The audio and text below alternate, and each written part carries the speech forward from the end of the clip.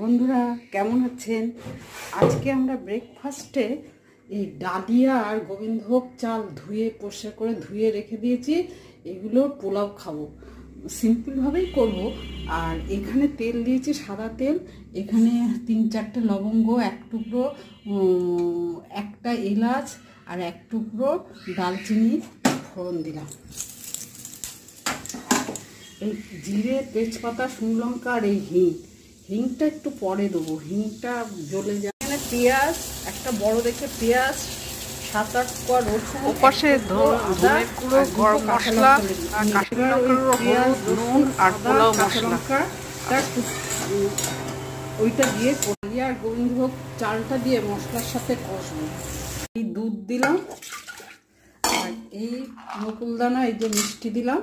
সাথে ডালিয়া আর গোবিন্দভোগ চাল কষা হয়ে গেছে। এবার প্রেসার কুকারে দেবো ওই দুধের। 1 চামচের মতো লেবুর রস দিলাম যাতে এটা ঝরঝরে হয়। আরও জল দিতে হবে